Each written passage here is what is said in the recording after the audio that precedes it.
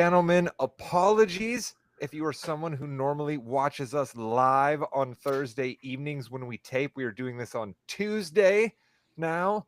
We will be doing this on Tuesdays moving forward. Wanted to mention that here at the top of the pod. You can catch us on Tuesdays.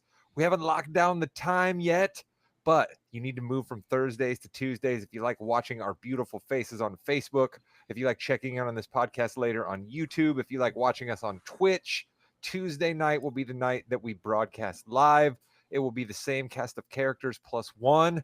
My crew is as follows: the executive producer of this podcast and a man who will host the second part of this show that we do this evening. He is Jimmy Jamriska. Jimmy, hello.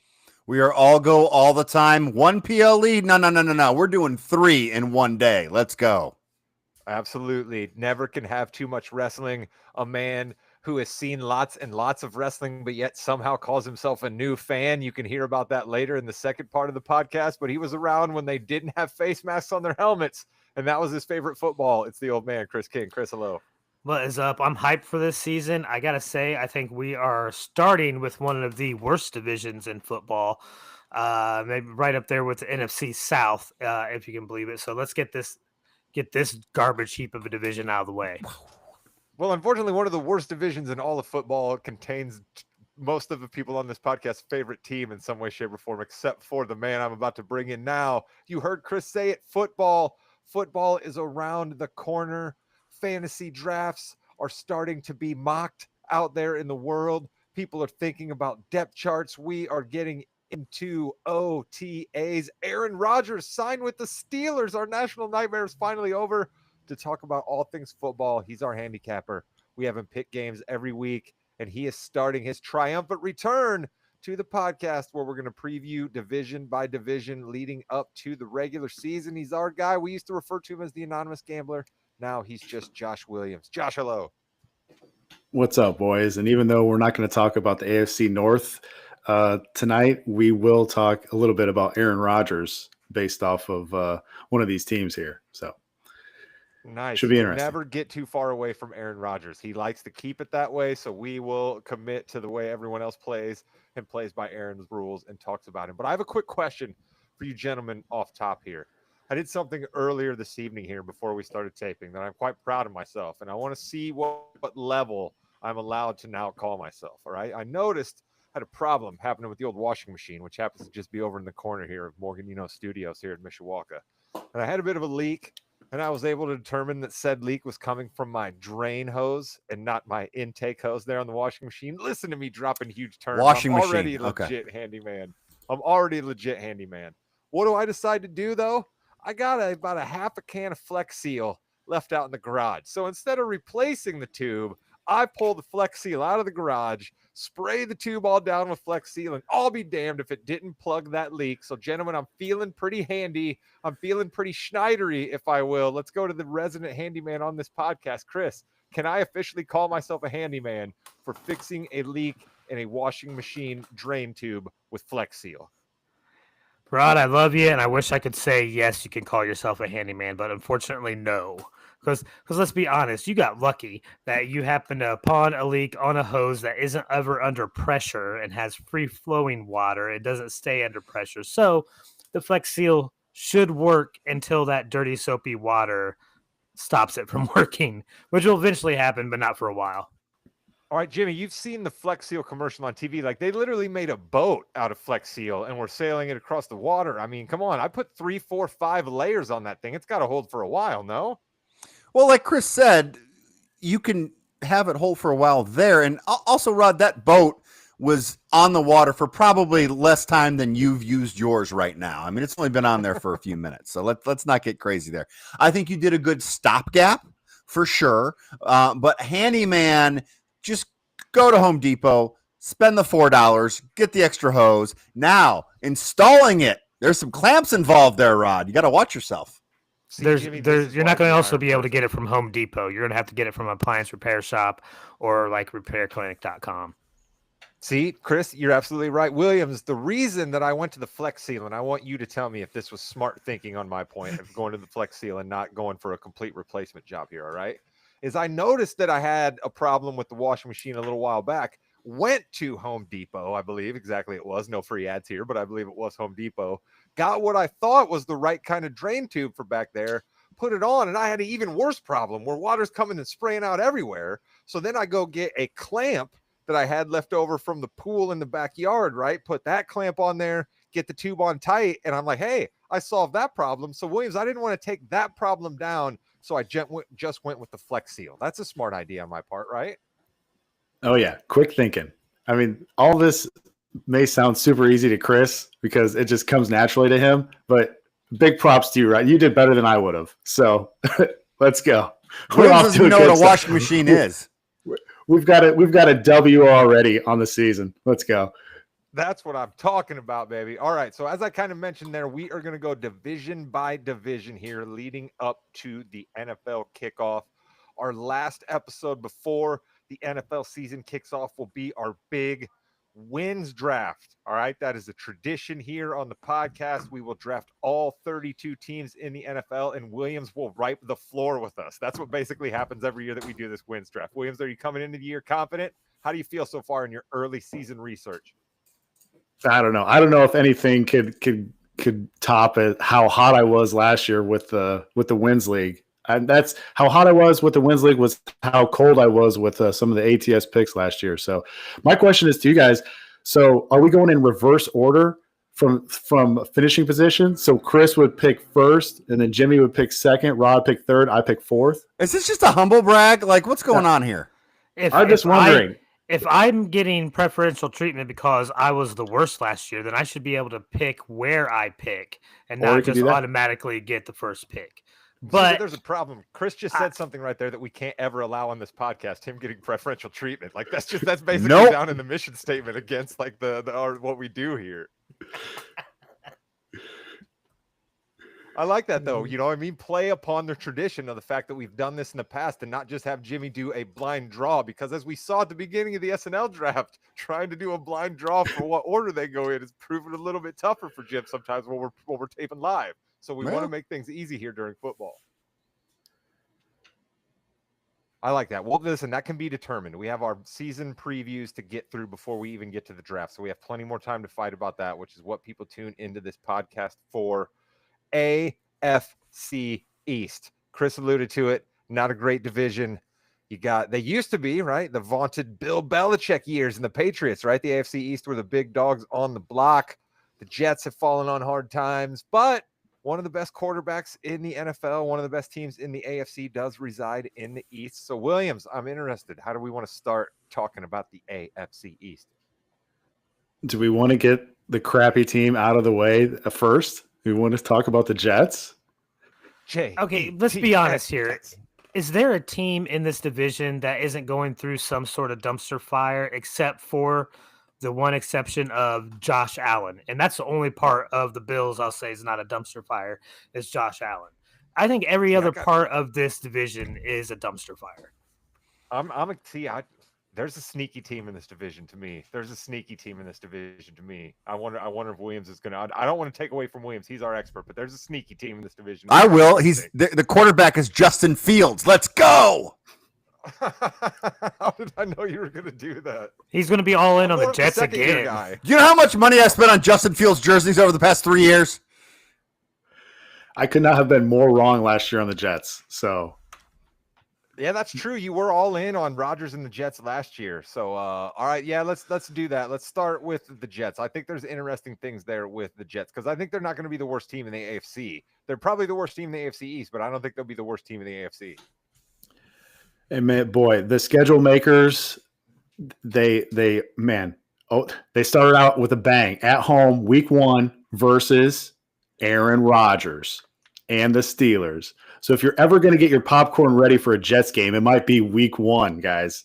So the NFL schedule makers adjusted from last season. They went from 6 Jets primetime games. See, even they thought the Jets were going to be decent last year, down to only 3 primetime games in 2025. You might be thinking 3. That's too many.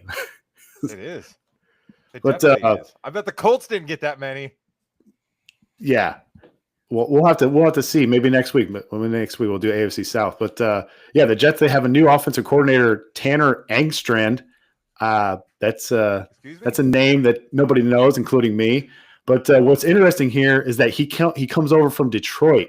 So the Lions chose not to keep him and promote him to OC because we all know who the OC from Detroit was last year and where he went to. So with that being said, how much faith do the Jets fans have in their new OC? Bottom 5 projected pace for the Jets, 19th O-line, 26th in weather if you're taking all the environmental rankings into effect here. I don't know. I don't really have much on the Jets here. I don't want to waste your guys' time. Well, I think we all think the Jets are probably going to finish last in this division.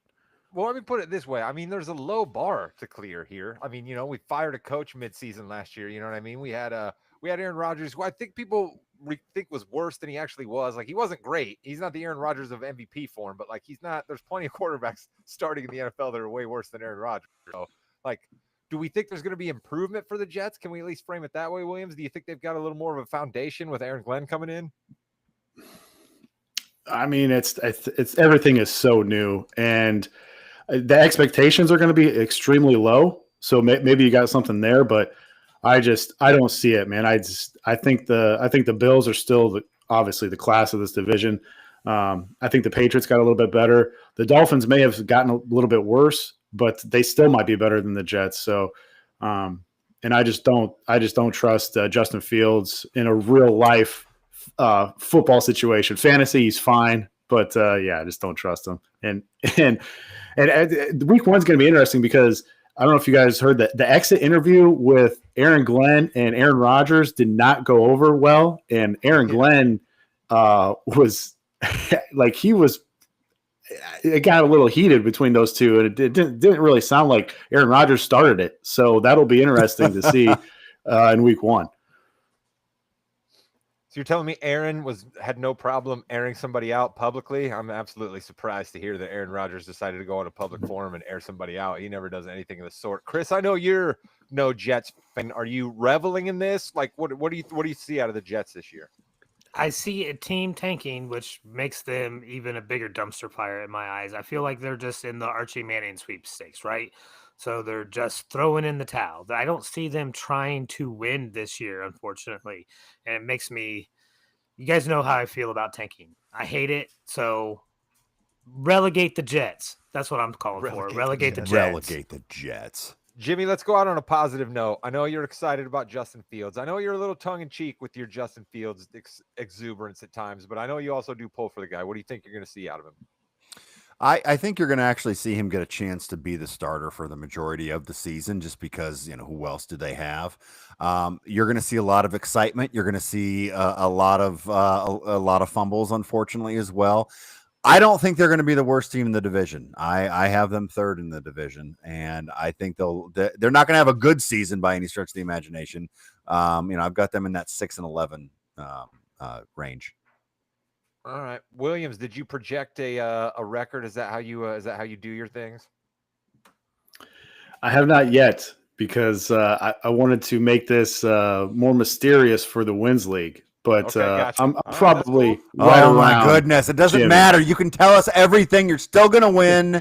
I hate people in Wins leagues who are cocky. It's just a bad form. Bad form. I listened to him last year, drafted the Jets, and look how it turned out. Yeah, see, there you go, Williams. That was my one mole. That was my one mole, Chris, and you fell for it. The Jets. No, I fell for it too.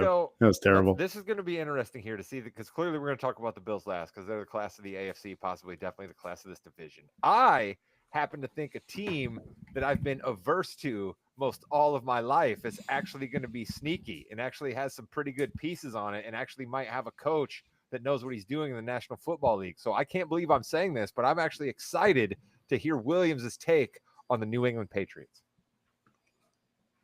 Yeah, this team, I mean, they get Mike Vrabel. Remember 2 years ago when I said the Patriots should hire Mike Vrabel and the Bears should hire Ben Johnson? It was just 1 year too late. I was 1 year too early on both of those, but both of those probably should have happened a year prior. So that right there could add 2 to 3 wins alone from upgrading there from Jared Mayo. Plus, they added some really good players on defense. Robert Spillane is underrated. Carlton Davis is a big-time cornerback. Harold Landry, when healthy, is a really underrated defensive end. And Milton Williams also on the defense. They add Will Campbell in the draft, the best offensive lineman. They draft Treverion Henderson, running back out of Ohio State, and they get Kyle Williams at wide receiver. So they got a few weapons for Drake May. I know we probably think the offense is still probably a year or two away, but remember, they get Josh McDaniels back at OC. He was a terrible head coach, but he was a pretty quality OC. And so he might be able to make things work a little bit with that offense, but I'm with you, Rod. I think this defense takes a big step up. I think Gonzalez comes back at corner off an injury. I think this defense could be sneaky. I mean, with Vrabel, like I said, you can get an extra 2 or 3 wins. So, yeah, I think this team is going to finish in second in the AFC East. Yep, I got this team in the playoffs. Honestly, I got this team fighting to be one of the last teams in the playoffs. I think the wild cards are going to be right there. I think the NFC North is going to beat up on itself. The AFC North, is going to beat up on itself. I think the AFC West in some ways is going to beat up on itself because I think the Broncos are actually going to be sneaky pretty good this year because they actually have a pretty good defense. And I like both of those second-year quarterbacks, right? Like, sure, we could see a little bit of a drop down like C.J. Stroud had, but C.J. Stroud was still pretty darn good last year for the Texans. They still got to the playoffs, you know what I mean? So, like, I'm excited to see Drake May in a second year. He's got a veteran receiver to throw to now. They're definitely going to be trying to run the football. Running is back in the NFL. I can't believe I'm high on the Patriots. Chris, am I disgusting you down there that I'm high on the New England Patriots after all those years we spent having to hate Tom Brady and Bill Belichick? I still hate the Patriots. I'm a little bit sad in that you hate the Patriots, but you're not wrong. They're sneaky, and they probably will make the playoffs because they probably have, in my opinion, one of the easier schedules out there, right? They open up, all right, just to give you guys a little gig, all right?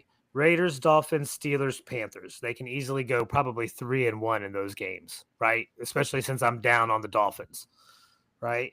Then you got Bills, Saints, Titans, Browns. Probably lose to the Bills. So right there, they could start out at 6-2 in the first 8 games of the season without any kind of real trouble. I'm totally with you. I'm not huge on the Dolphins. We're going to get to them next. Jimmy Jam, your take on the Patriots, the boys out there in Massachusetts. I have them going 5 games more than they had, winning 5 games more than they did last year. I think the quarterback is better. Coach is so much better. I really like the Patriots this year. Now, I think they're going to miss the playoffs, but I think they're going to be over 500.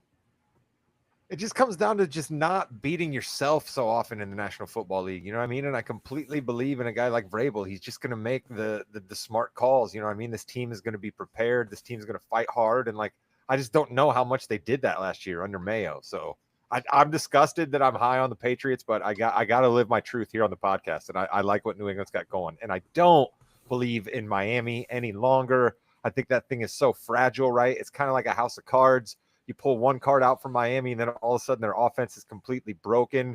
And I think the bloom is off the rose on old Mikey McDaniel a little bit there, man. I think the NFL has figured him out a little bit, and he doesn't have a changeup to throw. So I'm way low on the Dolphins. Williams, what do you got? You're the expert around here. Yeah, and just to follow up with Chris said, the Patriots do have the second easiest schedule in all of the NFL. So Chris was on top of that one.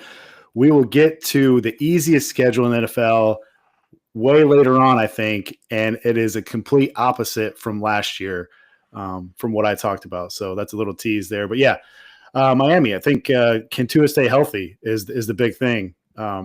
They do have like a super condensed target rate. So if you're targeting some players on Dolphins for fantasy purposes, you pretty much know who the ball is going to go to, either Tyreek or Jalen Waddle or Devin Achane.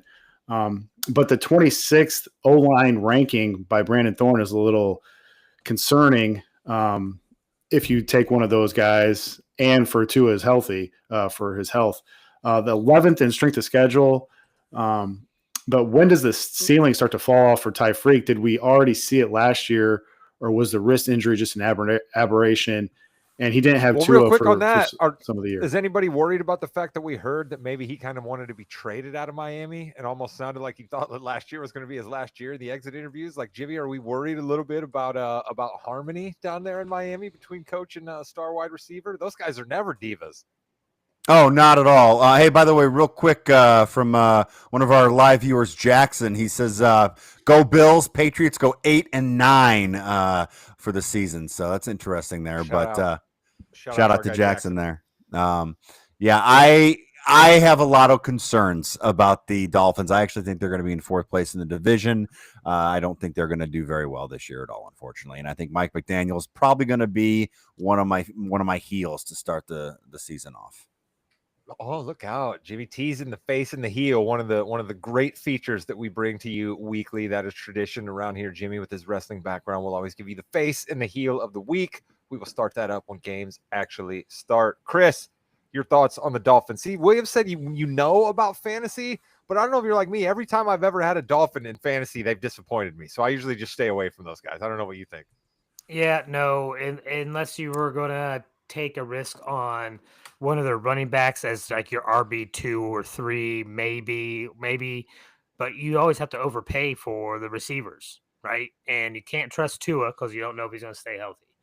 But I think Miami's a dumpster fire. Like I said, I'm using that term way too much. I know, but like they have all kinds of issues from the coach down through the players. Was there a problem at the apartment complex this week, Chris, that you want to tell us about? Like, did you actually happen upon a dumpster fire? Is that why we're using that so much? Well, you see, yeah. You never know what can happen, but this is not good. I don't think McDaniels is going to succeed in pushing this type of scheme. I think he's going to have too many issues. They don't have a solid defense to me really anymore. Their offense isn't consistent because you don't know who's going to be healthy. So I think it's dumpster fire. I don't think they're as bad as the Jets, but I think they're third in this division. Williams, Chris might be onto something there with worried about the Dolphins defense, considering they just pulled off a player-for-player trade on defense here, and you don't see that every day in the NFL. And you're our coaching guy around here, Williams. So what do you think about that trade they just made? And am I sniffing up the right tree saying that the blue might be off of Mike McDaniel, or do you still support him? Well, yeah. I mean, first of all, shame on those Miami Dolphins players from last year, those defensive players, for saying that Vic Fangio was too tough on them. All Vic Fangio did was lead the Eagles to the Super Bowl. And by some means, like, Vic Fangio was the MVP of that Super Bowl. So, yeah. And then with McDaniel, here's the ranks in yards per play. In 2022, the Dolphins were third. In 2023, the Dolphins were second. Last year, they dropped all the way down to 23rd. So does he get a pass for the Tua injury? Or, I mean, Tua threw a league low 6% of his passes down the field last season. That was a decrease of 50% from the prior 2 years. So they have to throw the ball down the field, but yet they're kind of stuck between a rock and a hard place because they have to keep him healthy. So, I mean, if you want to blame somebody, I would blame the Dolphins GM for not getting a quality. If any team needs a quality backup, it's the Miami Dolphins. And they did not do it. They let Mike White go last year to division rival Jets. And I mean, you have to get a quality backup if you want to succeed. If you're the Dolphins with the Tua injury history. Well, listen, Williams, only one team can get Danny Dimes as their backup quarterback. All right, so you can't blame the Dolphins for that under any circumstances. So you talk about the Dolphins not throwing the ball far down the field very much last year. Let's go to the polar opposite of that, a team whose offense sort of seems to be completely based around, let me just hang out and try to chuck the ball way down the field when we don't run it, those Buffalo Bills. But I think they're going to be good, Williams. This could be their year. What do you think? Yeah, and what's crazy is that the Bills only play one game outside the Eastern time zone in 2025. They travel the fewest miles out of any team in the league, and all of their toughest games are at home. They get the Ravens at home week 1. They get the Chiefs at home. They get the Eagles at home. They also have the Bucks and Bengals at home. And the Bills went out to L.A. to nab some free agents. They added 5-time Pro Bowler Joey Bosa from the Chargers, pair him up with Greg Rousseau on the other side. How much do you think he's going to play? How much do you think he's going to play? That's the question. But if him and Russo are healthy, you got a pretty lethal pass rush there. They also got wide receiver Josh Palmer. from the Chargers to add depth to that receiving room. Tre'Davious White is back with the Bills at corner after spending a year with the Rams. They also brought back DB Dane Jackson with some more veteran leadership on D, and they brought in big defensive tackle Larry Ogunjobi from the Steelers. So you can tell this team is trying to beef up that D line to try and get past their AFC nemesis, Kansas City. Okay, Chris. let's not hype that No, hold defensive on. line quite yet. Oh, Go go ahead. ahead. I was gonna say I was because just gonna say, both of those guys are suspended for the first 6 games too. Jimmy, if Chris would have read Larry Ogunjobi off of the page, how do you think he would have pronounced it based on his ego Wodum troubles the other day? I don't think it would have gone well. Obi Kenobi, maybe. Obi-Wan Kenobi, yes, correct. That was the joke, and I missed it. Thank you, Chris. I appreciate that. Oh, that's what we're all here for. Williams drops the football knowledge, and the rest of us jokers just bring entertainment value. That's what we do. That's what we do. Jimmy, what do you think about the Buffalo Bills? Are you high on them like I am? Sounds like Williams is high on them. I'm sure he's got a couple other facts too. I'm going to apologize to the entire city of Buffalo Oh, and the no, state don't of New do it, York. Jimmy. No. Oh, no. I don't know if that is my team. They are one of my teams. I haven't made the actual, but So there you have it. Buffalo Yeah. fans of the Morgan you know. it's not good. It's not good. Get on social media right now. Email us. Let's start campaigns. You do not want Jimmy to pick your team if you want good things for the Buffalo Bills. So all of you buffalo wing eating, snow loving Niagara Falls peeps up there that listen to the Morgan You Know podcast, I'm sure there's dozens of you write in and say that you do not want Jimmy to pick your team to win the Super Bowl. Yeah. They're yeah. Sorry, guys. Sorry, Buffalo. Chris, what's your thinking on Buffalo as we head into the year? I mean, Williams did mention those guys, right? Yeah, they're suspended for 6 games. When they come back, they should improve that defense, right? But you still have the issue where there's not really that much talent for Josh Allen to throw the ball to, all right? So you're still essentially hanging your hat on Josh Allen being Superman again. How many years in a row can you really do that as a franchise and expect to continue to have a shot to get to the Super Bowl? I mean, it's a fair question, but I mean, my only response would be Josh Allen continues to get better. Like every year we sort of ask this question about the Buffalo Bills receivers, and then like every year he just absolutely kills it to the tune of being the MVP last year. You know what I mean? Like in Josh Allen, we trust, I guess, would be my answer. Williams, what do you say to Chris's query? Yeah, I mean, this team will go as far as Josh Allen takes them. And it's a fair criticism that they didn't go out and get the top wide receivers. You're talking about him throwing to Khalil Shakur, Keon Coleman, Dalton Kincaid. But his projections are 50 total touchdowns this year for fantasy. So you add in like 10 to 12 rushing touchdowns. I mean, that's going to be tough to get. And one last thing, guys, if you're a fan of Narrative Street, and I know Jimmy is, these fans in Buffalo love their football team, right? They love the football tailgating traditions of jumping onto tables. Guys, this is the last year in the stadium for the Bills fans. Will it be an emotional ride to the Super Bowl this season when they possibly host the AFC Championship game for one last game in that stadium?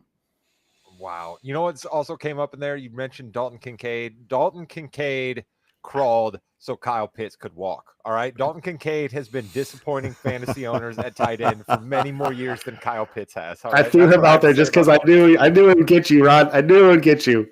What's Oh, sad is I don't know. that's the only name that we would recognize from the Bills receiving corps. That's true.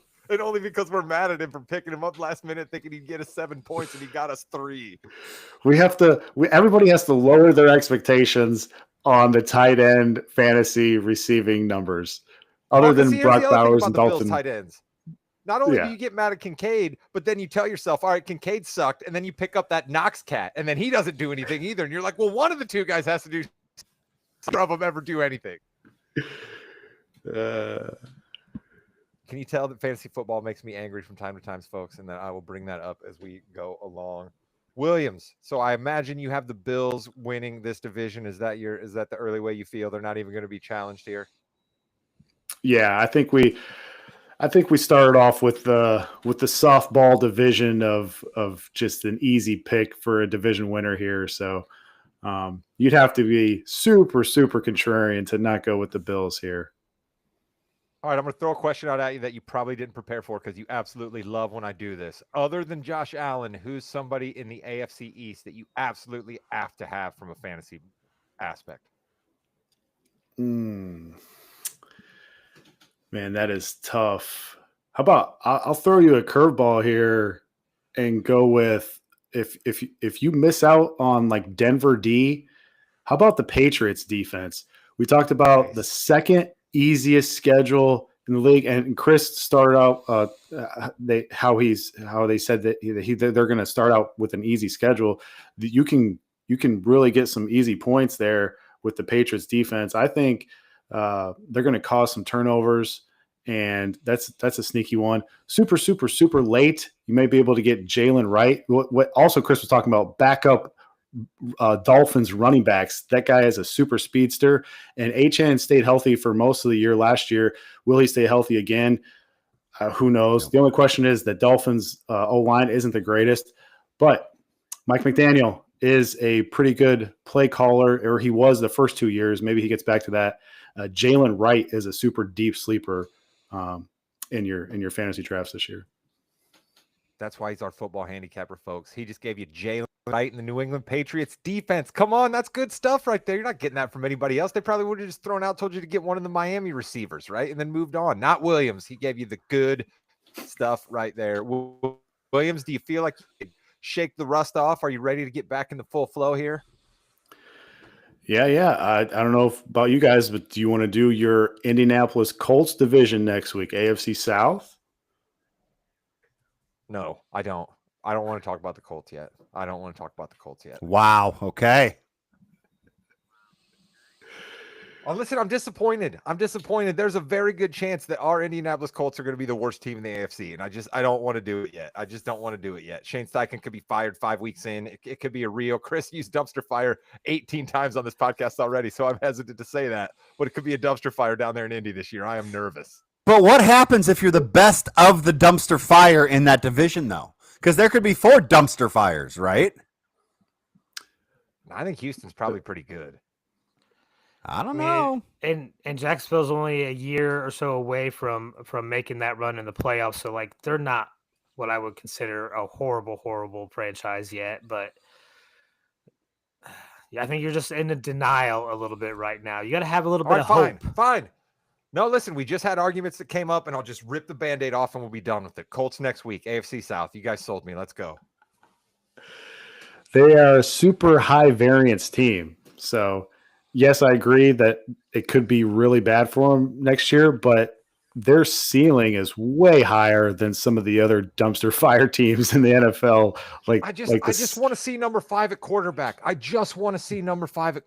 want to see him at quarterback. I want to see him play quarterback for 5 weeks in a row, and I want to hear him actually coach him and support him and not just chuck him under the bus the first time he throws an incomplete pass. Because, the guy started less than 45 games as a quarterback. He's going to do that. You knew it when you drafted him. God, see, you got me all fired up. Yeah, I think we all want to see AR. I mean, hasn't he started less than 20 games at quarterback? Well, I meant combined even with college, right? Because he didn't even play that many games in college. Yeah, Jimmy, listen, we can't be worse than Cleveland or the Jets. That's all I'm going to say. We very well might be, and that's what has me so fired up. AFC South next week. AFC South next week, then. Yeah, or tonight. I don't know. We'll see. No, we're not doing it tonight. We're going to talk a little bit of NBA if Jimmy chooses. That's how we're going to roll on from now on, folks. I'm going to start the pod. Williams is going to join us. We're going to preview NFL, and then we're going to roll into basketball if there's something pressing that we need to talk about, and definitely wrestling. And Jimmy will handle the second half of the podcast starting now. Williams, before you go, Cam Jones out of Marquette. Give us your scouting report for us, the Pacers fans here. Who the hell's this guy?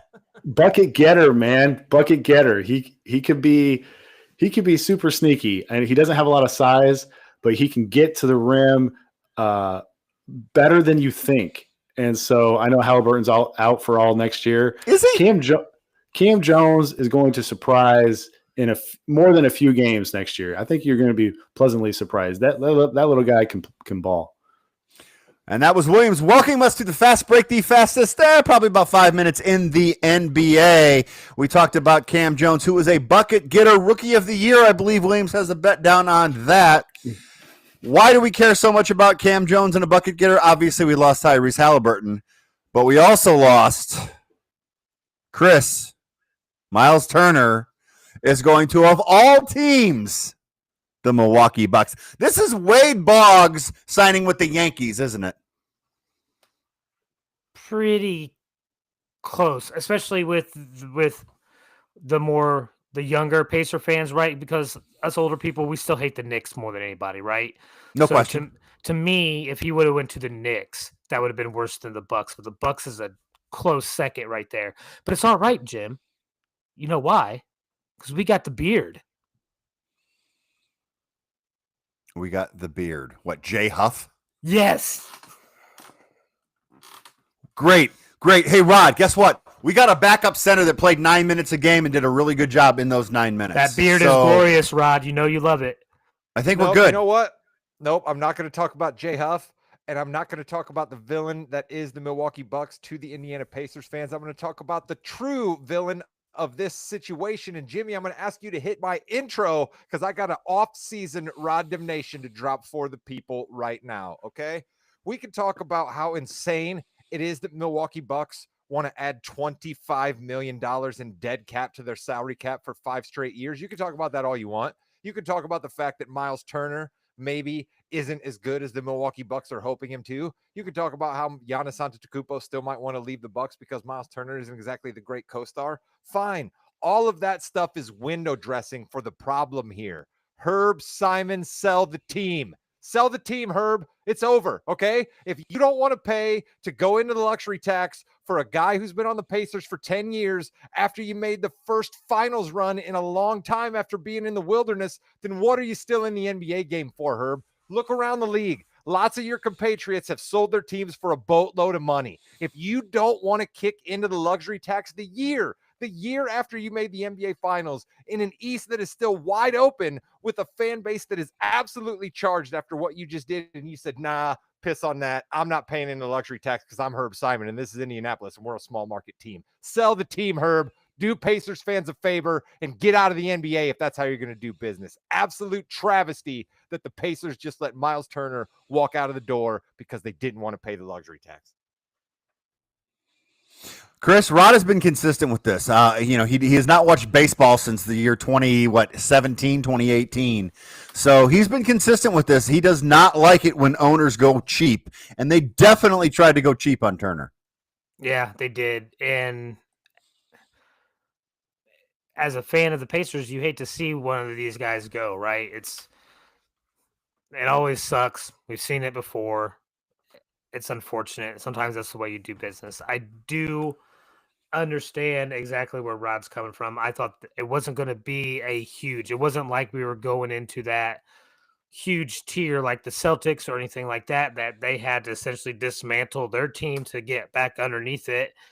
And we weren't just going to go above that first little tier. It wasn't going to be a huge expensive. And I guarantee throughout the playoffs last year, we made enough money to just cover that tax and then some. So it wouldn't have been an issue, right? It does suck that you essentially wait another year, maybe. Herb Simon got 3 finals gates. When was the last time he got 3 NBA finals gates to add to his book? When was the last time he got that? Never. How about that? Never. What about the watch parties too that were free to go to, but all the concessions and stuff? I mean that too. Yeah, he's going to get that jersey sold. That's what I mean. It's just sad, dude. It's just sad because here's the other thing about the luxury tax, Chris. I like that you're backing me up, but here's even more argument. The Pacers could have started the year that little bit in the luxury tax. You don't get taxed until the trade deadline or actually at the end of the year. So they could have made some other ancillary move and gotten themselves just under and still had Miles Turner on the team. It's just cheap. Right. And I just hope, and I'm praying that it's not a precursor to them just giving up this year. I think even without Halliburton, we could still be a playoff team. I thought with Siakam, Nembhard, that core with Turner, that's still good. I think we're weaker now unless we can address the center position. Got Cam Jones, Jay Huff. Well, you know the Benny beard Math, comment Benny was. Math has the green light, baby. That's what's going on with the Pacers next year. Benny Math has the green light. Get Think- 25 shots a game, Benedict. You think Cam Thomas shot a lot on the team? Just wait. Think Let- about let's- 2.5 weeks ago. If I would have told you, we essentially traded Miles Turner and Tyrese Halliburton for Cam Jones and Jay Huff. I would have said typical Pacers. Herb Simon sell the team. That's what I would have said. And I really thought that they weren't going to be typical Pacers anymore, and that's why I'm so disappointed. They literally said, "Hey, we're going to give you $20 million for 4 years, and no one else can do anything else to you. So there, take it." And what happened? Someone else did something. I got a quick question for you, Jimmy. Who do you think? Let's pretend everything else was the same as the finals except minus Halliburton. Who do you think the Pacers should be starting in that spot come the start of the season? I mean, it's going to be Isaiah in place of Halliburton? Yeah. Oh, I mean, it could be anybody. It doesn't really matter. I think they're in trouble. I think they're in trouble. I think they're going to go a little. Well, I don't think you can start him though. TJ can, but I think they just go. They're going to go a little bigger because they went 3 guards a lot. They're not going to go 3 guards now. They'll just go 2 guards. How about Jarris Walker? That kid's got some bounce. Put Yeah. Jarris Walker in every once in a while, Rick Carlisle. Well, No, Pacers aren't going to suck me back in. I'm mad at Herb Simon. The Pacers aren't going to suck me back in. You got to think Nimhard's probably going to take over the point duties essentially. Then Nimhard, Neesmith are going to be there. Siakam's going to be there. You know, Benny's going to get more playing time. Doesn't you got Herb Isaiah Simon Jackson. own the Fever? Doesn't Herb Simon own the Fever? Am I wrong in assuming that Herb Simon owns the Fever? Isn't that the way that it works? Because I'm sure he's making a boatload of money off of Caitlin Clark jerseys right now too, and selling out Fever games. Like, what are we doing, Herb? You're just No, he robbing does. Indianapolis He owns blind. the Fever. He owns the Fever. Wow, that is even worse. Holy cow, that's even worse, dude. Are you kidding me? I mean, I know you're paying that Simon Caitlin Clark Malls- $80,000 a year and selling out I gotta that place. stop. I gotta stop you guys here, though. You got to keep those business separate. I don't care what you say. You may own 2 things, but if you're a smart talking businessman, about? you keep those No, that's businesses garbage, dude. separate. People always talk about how Ballmer has so much money that he can burn and go into the tax and whatnot. So if Herb Simon's making money from another business, how's it different than what Ballmer's making? I'm just saying I would not take revenue from my WNBA franchise that's finally making money for the first time ever to help do something with my NBA. I got to keep those franchises separate. Well, I think what financially. Rod is saying, what we're saying though, Chris, is like overall, you know, how much money do you need after a certain point? Now with the Celtics, with Rod's team, that's $200 million. They say, you know what?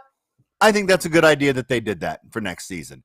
But the amount of goodwill that the Pacers had and lost like that.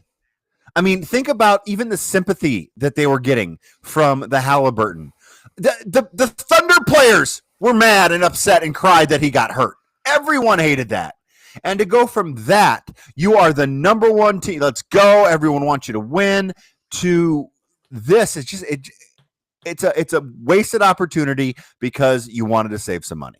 That's it. Your team already got kicked in the your fans already got kicked in the pants when Halliburton went down in the first quarter, and then you just turned around and kicked him right back in the pants again. I mean, it's just I don't understand it. Well, and I think to move on here, I think that you know these aprons and things like that always go back to owners are stupid. They don't know what they're doing, and they needed to protect themselves. Like this, the Bradley Beal buyout, the Dame Lillard buyout, we're talking 5 years instead of 2 years. You know, 2 years at 50 or 5 years at 100. I cannot understand the rationale behind this. It's crippling you. 5 years. 5 years, Chris. That's a ton. Here's another one that's floating around, Jimmy. People are starting to say now that they're not 100% sure Dame was going to pick up his player option because we're hearing all these stories about how he didn't like Milwaukee. How So he literally, just didn't like Milwaukee's it. only going to have to suffer 1 more year while he was hurt. While he was Yeah. hurt, he wasn't even going to be in the locker room and playing on your team. Insane. Yeah, and I think it's funny that a lot of the podcasts now are talking about this Bradley Beal possible buyout. Oh, he'd be great here. He'd be great there. Who watches basketball? Like, he was on the Suns last year. They just didn't play him because he wasn't that good.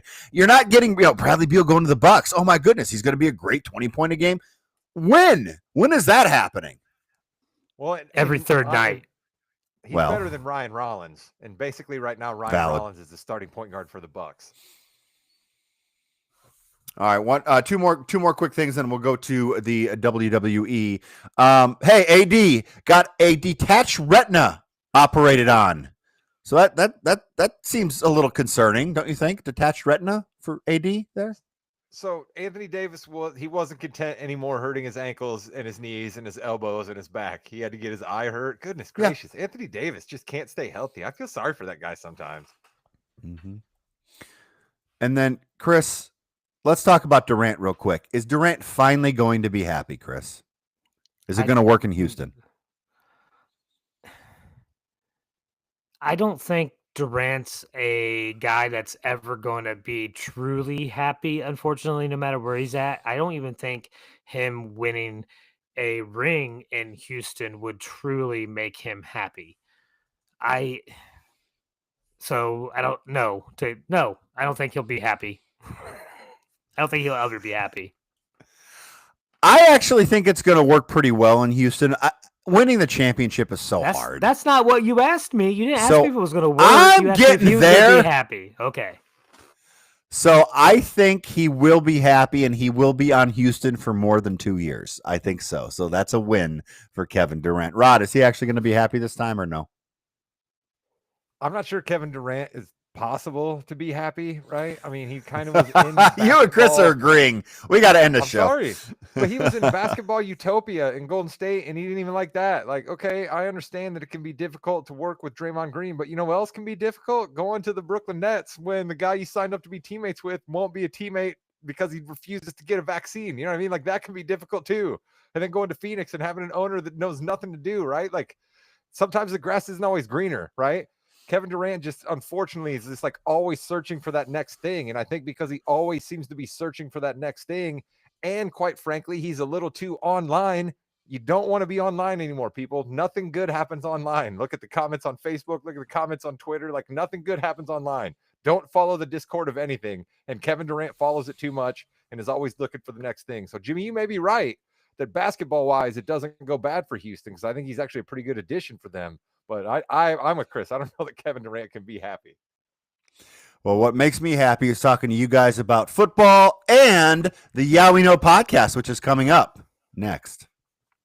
Let's go. Goodbye, Internet. Goldberg. Welcome to the Yeah We Know podcast, part of the More You Knows podcasting network. In the ring with Jimmy, Chris, and Rod. We have a huge weekend coming up.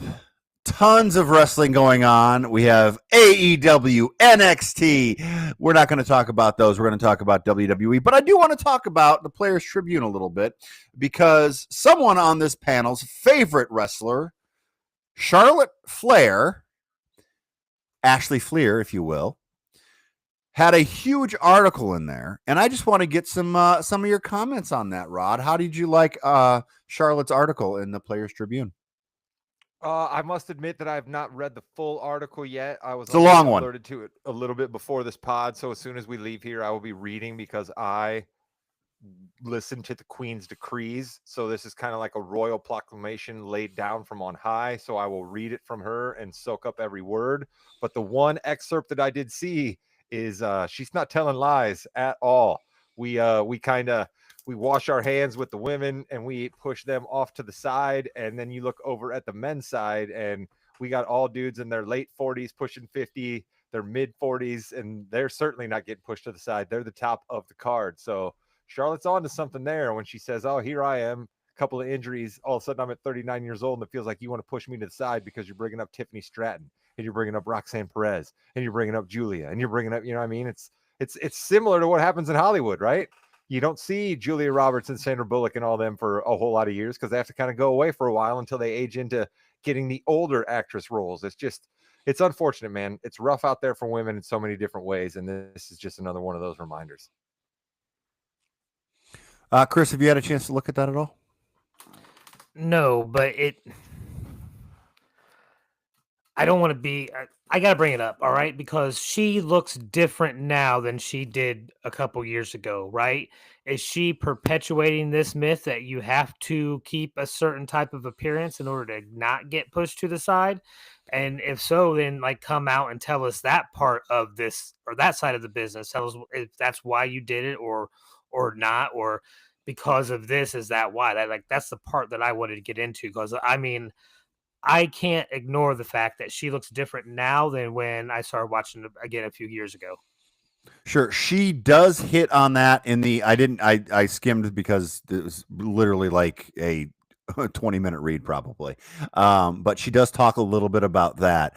But going to the age thing, I think the age thing is interesting because we talk about the women's evolution and the women's revolution. This has a lot to do. Let me start again. The NBA went through a lot of growing pains. WNBA now is going through those same growing pains where people are saying we're playing too much, we're not getting paid enough.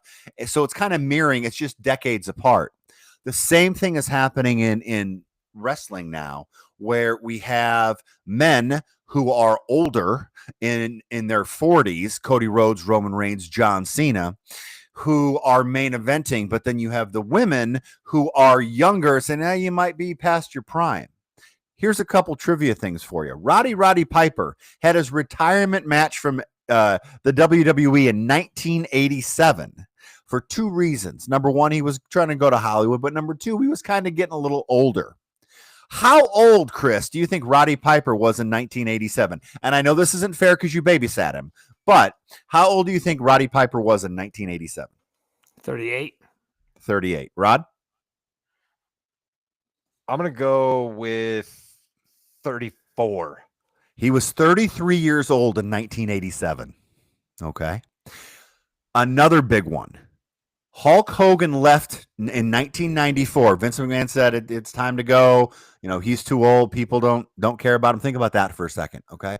How old, Rod, was Hulk Hogan in 1994? I'm going to go with a little bit older. I'm going to say he was 37. 37. Chris? I'll go 35. Okay, he was 41. He was 41 in 1994. Okay, so you see right now, this is where our top stars are, and you don't see them going anywhere anytime soon. Cody's got some years left. Roman, if he wants it, I mean, who knows? Charlotte does bring up a lot of good points, though, where people are prolonging their careers a lot, and they are able to continue to bust the trend. Goldberg is coming back and main eventing something at 60. Okay, but isn't that kind of due to the fact that now a professional wrestler can actually sustain a lifestyle to help with the injuries and things like that longer into their lives?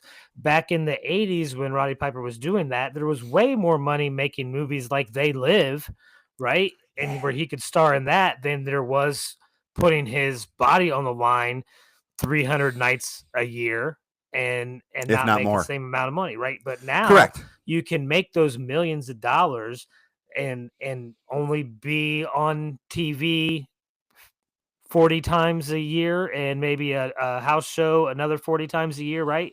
So, and it's much easier to sustain that. And then because of the fans, they're going to stick around for those guys longer, right? If you were a Rollins fan as a kid and he's still wrestling, you're still going to love Rollins. I have people I talk to about this podcast, right? Like, wow, I haven't watched wrestling in a long time. I used to love Rey Mysterio. You can still watch him, right? So, well, that's yeah. So I think that has something to do with it as well. And that's what she's saying. You're actually making her point very, very well for her because people do prolong their careers a lot more. If you think about it, Trish Stratus, who again is going for a championship this weekend, hasn't been around in a while, and she can still she can still go, Rod. Mickie James, who I believe is retired 4 or 5 times, can always still go. I can't believe she's not in the WWE right now. She's in LFG doing some training things. Which is WWE, obviously. So we're going to see these women stay around a lot longer if they want. Yeah, I think this is something that the wrestling world is sort of dealing with, but I think it's something that we're seeing across all sports, right? And let's go to the other sport that we talk an awful lot about, just us three, the NBA, right? I mean, we are seeing right now where we just talked about Kevin Durant. LeBron James made second team All NBA last year in his 40s. You know what I mean? Steph Curry's still around and doing it, right? Al Horford is still a huge free agent to be signed this offseason. Chris Paul is still playing. Russell Westbrook is still out there, right? We've seen people be smarter about how to take care of your body. We've seen advancements in medical science, right? And training and stretching and all of that stuff, right? So people are going to be able to go until they're longer. And then, as Chris was talking about, and you were talking about in the wrestling business, making your name is then what gets you to the main event. So it's going to skew to where if you've been around for a while, it's going to get you to the top of the main event life because people know who you are. And it's weird that they don't then use the same built-in legacy that these women have. They just shove them to the side, right? But as you said, maybe it's getting different because we're seeing Trish Stratus come back this weekend, right? Charlotte's still involved. Becky's getting brought back and she's at that more advanced age. You know what I mean? So maybe it's shifting a little, Jim. Well, Yeah. if they want the women's division to grow, don't you have to bring up more women and make them interesting and keep pushing and pushing? Like that's how you get more people interested. That's how you can bring in more fans. Like you got to still push people that are just getting into it because you're trying to expand the women's division. That's why you're bringing in 2 additional belts and everything else. Yeah, correct. I think so. And, she said in the article, to sum it up, she said there's no such thing as aging out for men. Now, there was, for sure, for a very long time, there was. But now you can always bring someone back as long as they kind of look the part. For women, though, the rules are just different. For women, as depressing as it sounds, I think a lot of people still only know one way to value them: as young and disposable. Because you can always bring up somebody else, is what she's saying. I think we're evolving from that. It does take time. And the group that we have, the core, the veterans that we have on that roster, can be here as long as they want. Your Becky Lynch can be there as long as she wants. Charlotte Flair can be there as long as she wants. Bayley can be there as long as she wants too. I think it's a very interesting way to look at it. Don't forget Speaking about of Asuka, your girl, a little more Asuka. advanced, right? Back after an injury. Yep, Asuka's been around a very, very long time. We have 2 events this weekend. We have Saturday night's main event and the Evolution 2 premium live event. Coincidentally enough, going up against AEW's All In, which is their biggest show of the year. I don't know how that happened at all. I'm getting a little fatigued with all these big things going on. Like WWE, calm down a little bit. You think it's just a little much, Chris? I mean, don't we end up getting a lull here before SummerSlam, kind of though too? SummerSlam's Like, in we 3 had- weeks, dude. SummerSlam's in 3 It's weeks. that quick? Yes. Okay, well then yeah, I used to remember having usually like almost a month and a half. I think This was between it. the This summers, month. but like they've really did packed it up. I think bringing Saturday Night Main Event is probably what's making it a little bit more hectic. But if you're going to give a whole PLE to the women, you gotta let the men wrestle somewhere. Do you though? Do you really, Rod? Yeah, this is kind of when Saturday night's main event first came back, we all said we love the nostalgic feel, right? We love the idea of still being attached to a network, right? Because that makes us feel a little bit more like a legitimate sport, right? All of your NBA, they're all still played on networks at times, so that's cool. But now, excuse me, we're down to what we feared, right? Where they're just putting together Saturday night's main event and they're scrambling for a card, and we're getting matches that sound like they're great, but really, are they great? Like LA Knight versus Seth Rollins, okay, cool, but you just kind of put that in a microwave and threw it out. You know what I mean? Drew McIntyre versus Randy Orton, that's another one that, like, it seems like it would be a great match, but so I worry about it a little bit. I understand that they're taking NBC's money and they got to give NBC a product, but I'm with you, Jim. I worry about the advertising. I've brought that up a lot, that we're just getting a little too crazy with all the advertisements in the ring, and I'm worried that we're stretching the product a little thin with too many special, in quotation, events. Yeah, I think it's just too much for us to understand what's going on. I mean, we just came off of the Night of Champions. We had Money in the Bank. You can't even take a breath here. But Rod, you went over the whole card, by the way, for Saturday night's main event. I think there's only 3 matches right now still. There might be another one coming up. Man, there's only 3 matches? Good. I guess it is Yeah. only gonna be 2 hours, and we'll have to do the whole, we're talking to Jesse Body at the beginning and all that, but Mm-hmm. Before we get there, and though, Goldberg's go match ahead. can't be that long. They're definitely gonna have one more. I mean, come on. Oh, Gunther said he's gonna string it out. This could be like a 45-minute match. Wouldn't that be funny if he just did that? Gunther and Goldberg. Let's go to the main event first. There are so many things that could happen here, but don't you think the final thing is just Gunther beats Goldberg, Chris? I want to see a Goldberg spear, You'll and see then that. I think Gunther chokes out Goldberg. So no tap out, choke out, pass out, ends his career. Yep. Rod? Give me Goldberg winning and just creating Let's go. chaos. Give me Goldberg winning, creating chaos, because here's why I say that. We've really played up Goldberg's last match, like a lot. You know what I mean? Like a lot. Michael Cole has pointed out a couple of times, you know what I mean? Like we're really advertising that hard. And I know we're doing that with John Cena's last ride, but we gave him a whole year, right? And so who knows what they're going to be able to cook up for his actual final match. We're really supposed to believe that Goldberg set out all these months and is coming back to absolutely get squashed in Atlanta. I'm not so sure, man. We got a pretty old dude running around with the belt right now. Give me Goldberg winning this and creating some chaos. Why not? 10 years ago, if you say, hey, Goldberg and John Cena are your world champions in 2025, how about that? I would love to see Goldberg win, but I would love to see Goldberg win and then Rollins cash in. I think that would be amazing. I think that would just be, a fantasy booking extraordinary. Oh, that'd be great. I'm for it. I certainly have no problem with Seth becoming champion. I think if Goldberg beats Gunther, that's the only thing that can happen after.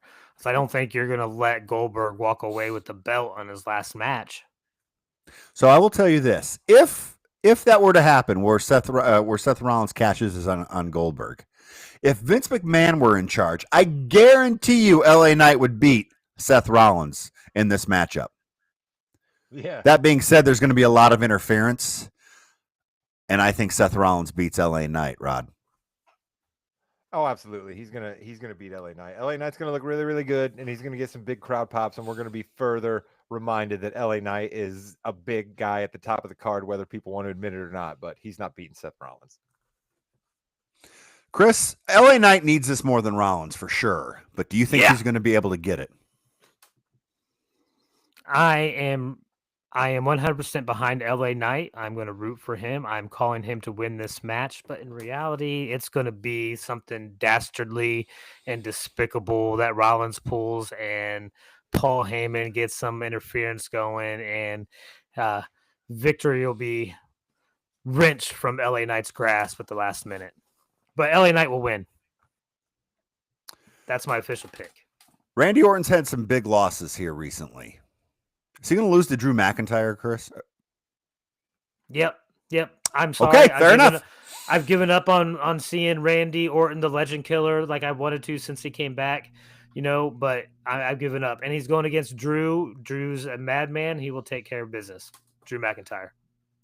I think Orton wins this one. I have a feeling he's going to win Saturday night's main event. Get him a big win moving forward. Drew's fine. He can take a loss here. Rod? Oh yeah, Drew premiered the Bored at Work T-shirt, which is going to sell like hotcakes for a little while, and that's going to be enough that he needs. And yeah, Orton's winning this match big time. Give me the RKO. All right, let's hit Evolution 2 pay-per-view here. I know it's getting a little late for you guys. We have Jade Cargill versus Naomi in a no-holds-barred match. They're going to this a lot quicker than I thought they were going to. No-holds-barred, though, is perfect for this because Jade Cargill still needs to get some more matches underneath her belt, even though she's been around for a while. I think Naomi wins this. Rod, thoughts? I thought that for sure Jade was going to just wipe the floor with Naomi and we were going to kind of maybe dispatch with this until they announced that it was a no-holds-barred match. So I am with you. Naomi will use the Money in the Bank briefcase, pound on Jade, win in a dastardly fashion, and do that Naomi laugh over her body as they cut to commercial on Evolution. Chris. Jade wins this, right? Jade, it's going to be kind of a vicious fight. Naomi's going to fight dirty, and Jade's going to overcome to cement her type of, the building of her legacy as this ultra powerful wrestler. I think if you want Naomi to still be the heel and get even to a bigger heel status, you need her to lose and still have the money in the bank. So you think she's even weaker going into trying to steal the title. And if she steals the title, it looks like she doesn't even deserve it even more and becomes a bigger heel. I think Jade takes Naomi out in this. The Women's Intercontinental Championship. There will be no negative comments about any promos or any fan reactions about Becky Bailey and Lyra Valkyria. I can't wait for this match. I think it's going to be terrific. I think Lyra is going to cost Bailey the match. I think Becky Lynch wins. I think this could be the match of the night. I'm very excited for this, Rod. Match of the night, huh? Yep. I'm with you that there are lots of angles that this match could take that I am excited about. The one that I see playing out the most is that Becky just absolutely steals it, right? Just gets kind of whipped around by Bailey and Lyra at different times in that match, and then just absolutely steals it, gets completely lucky somehow at the end, and then she rolls out of the ring champion, leaving Bailey and Lyra to just start fighting one another. Chris. I'm taking Bailey. I think she gets it. I think this belt changes hands again. Oh, so they're going to hot shot this belt then? Yeah, I think so. Also, I'm a bigger fan of Bailey right now than I am of the man. So give me Bailey. I kind of would rather see, I think, Bailey win in a one-on-one matchup, but I can see where you're going with that. I'm trying to see if they have any contestants for the number one contenders battle royal other than Nikki Bella. I hope she doesn't win. There's going to be a number one contenders battle royal. The winner gets a shot at Clash in Paris, which is on August 31st, because we need all of the clashes to continue on. We need to have 35 pay-per-views a year. Is Bobby Lashley allowed to be in this battle royal? Because we all know that he does very, very well in battle royals. He's busy that night. That's why they're having this show. He's busy in Texas that night. WWE Women's Tag Team Championship, Raquel Rodriguez, Roxanne Perez versus Alexa Bliss, Charlotte Flair versus the Kabuki Warriors, and I can't remember the NXT team. Yeah, and the NXT team. Who is going to come out the champions here? You think your girl gets a championship here, Rod? Alexa and Charlotte? I do, actually. Yeah. I do, because of the fact that we are still waiting around for an Alexa storyline. I still feel like we are headed towards the Wyatt Six and Alexa Bliss being wedded. So give me Alexa and Charlotte. I liked how they were kind of like, Charlotte was like giving her a little bit of love at the end of that match, right? Like I like it for the Queen. Give me a storyline where the Queen's not being a complete bitch every once in a while, and I'm down for it. So let's go. Give the Queen a tag team belt. All right. I like that. I tend to agree with you. I'm a Kabuki Warriors guy, but I think that I want to see Alexa and Charlotte play off each other. I think that would have Charlotte something to do, really specific something to do. Chris. Yeah, I'm 100% behind this. I love the Alexa Bliss Charlotte team up. I like the chemistry between them. I think it's fun in the ring. I'm 100% behind it. Give them both belts around their waist. The pat on the head move was just brilliant. I mean, that was just great writing. Whoever decided to come up with that pat on the head move was just a great way to end that match. So even though Jordynne Grace really isn't in NXT anymore, she's kind of on the main roster. She's got an NXT Women's Championship match against JC Jane. I don't want Jordynne Grace to win this. I want her to be on the main roster and see what she can do. I think she's got a lot of potential. I think she's done a really good job in her previous stint in TNA and NXT. So I think JC Jane wins this one, Rod. Yeah, I agree with you. I think we need to bring Jordynne up, and we need to get her involved with Rhea. We need to get her involved with Jade. We need to get her involved with Raquel. Like, just get her up with the other big players in the women's game. I'm for it. Chris. I mean, there is a pattern of main roster people carrying an NXT belt for a while, right? Sure. We've seen Dom do it. We've seen Becky do it, right? Uh-huh. I think Jordynne takes the belt. Okay, Jordan Grace is going to be your NXT Women's Champion. I do like Jordan Grace. I've liked her a lot. That helps her debut again, right, Jim? Like you said, if they're gonna try to push her on the main roster, it makes her look cool if she's wearing the the NXT belt for a little while. Yeah, that was huge for her in the Rumble. What was it, 2 years ago? It was 2 years ago, and then last year when she came out wearing the belt. I believe 2 years ago it was. I don't know when Naomi's cashing in tonight, but she's going to cash in. She's going to cash in. Tiffany Stratton, Trish Stratus. Tiffany comes away with it, and I think she might cash in on Tiffany and win the women's championship here. So I think Naomi's coming out the champion in this one, Rod. So you think we're going to dispatch with Naomi's briefcase already, even though like she's really been the one who's played up the briefcase, right? They've showed the little gig on Instagram where she's like, this is what's inside the briefcase. She's got the caution tape all around it. So you think they're going to dispatch with it that quick, huh? Yeah, I mean, they've done it quick before. I mean, this is the longest I think both have still been in play in a while. I mean, because so I think this is what they're going to do. A couple years ago, Liv cashed in the same night she won it. So you're absolutely right that we've already gone on a little bit longer, right? We had Nikki Cross, I think it was the Raw after she won it, where she Io had it for a while last year, though. Yeah, I guess that's true. And then we certainly had, well, one of the two though, one of the two, because the men's then, See, but that's the thing, Jim. You talked earlier about how, like, so you rather see both of them. Yeah, biscuits. Yeah, you're right. There's too much stuff going on, Rod. But yeah, why not? Let's go. I don't think that's going to happen in the men's though. I like where Jimmy's going though, because I do see Naomi, especially if what I think happens in the earlier match. If Naomi comes out and trying to kind of redeem herself by cashing in, I think she messes up and gets there before the end of the match when it looks like maybe someone's going to win. And then Jade comes back out with like a kendo stick or something and beats her up even more and keeps her from it. And then that will end up causing probably Tiffany Stratton to keep the belt and beat Trish. Okay. Rod? What am I really supposed to think here, Jim, about the fact that we trucked out Trish to fight Tiff at Evolution and we didn't give Tiff somebody else who's like an actual real contender? What am I supposed to think about that? I think you're supposed to think that Trish Stratus is an icon, probably in many people's eyes, the best women's wrestler of all time, perhaps. And how dare you? Charlotte Flair exists and you're still saying this? She has a match in this PLE as well, right? I think Trish is someone that deserves a spot in the first ever all-female PLE. Well, it's not the first ever. But that's okay. Chris is a new fan, as he said. It's okay, new fan. I am.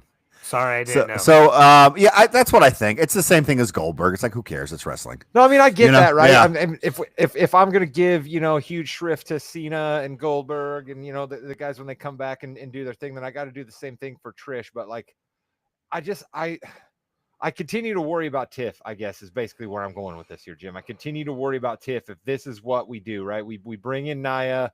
We have her beat Nia in a way that I didn't like. I didn't like that, really, frankly. Like, I didn't like how they did Nia there. I wasn't convinced that was enough to take Nia down.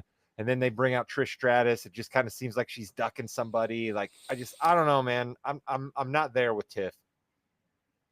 But she's gonna win. Okay. So Tiffany's gonna win that one. Then we have Io Sky, who, by the way, Rhea Ripley has never beaten in a one-on-one contest ever, versus Rhea Ripley. If nothing happens in the Tiffany match, I think Rhea wins. But I honestly think Io Sky is going to continue to be the champion. I've got Io Sky winning this one, Chris. I got Io as well. I really think so, right? I really think Io keeps this. I'm trying to convince me somehow of why Rhea would, because I kind of want Rhea to win, but I've become a fan of Io Sky with the belt, right? I do. I like her as a champion. I like watching her matches. She's very, very talented, right? Let's not get it twisted. If she does some of the most exciting stuff on the women's side in matches. So keep the belt on her. All right. Well, that is your Evolution 2 Premium Live event. Shout out to Great American Bash from NXT. That's another show. And then obviously we have All In from AEW, which I think a lot of things are going to happen at that as well. Huge weekend for wrestling. Really appreciate everyone listening and watching and commenting. Check out our YouTube channel with all these live to tape videos. And we also have our shorts going on. We've got our TikTok. Please feel free, comment, subscribe, like. Let's do something fun here. Listen to the SNL draft, the Saturday Night Live draft. Tell us that, I won. This guy had the best draft, has the best cast. The man who can't pronounce the cast members of his own cast, he may have very well You won the can't draft. pronounce her name either. Obi-Wan Kenobi. And with that, you've been listening to the Yeah We Know podcast, part of the More You Know's podcasting network. In the ring with Jimmy, Chris, and Rod. So are we supposed to worry about Pat McAfee at this point? I mean, you guys love him. I'm not so sure I'm a huge fan. You guys love him, but he hasn't been around for a couple of weeks, but he's still doing his show every day on ESPN. Just saying. Isn't college football right around the corner? Isn't this kind of when he takes a hiatus? Goodbye, net. Yeah. Oh, shit. Not leave. Stop. I love having Corey back anyway. Shout out Corey Graves.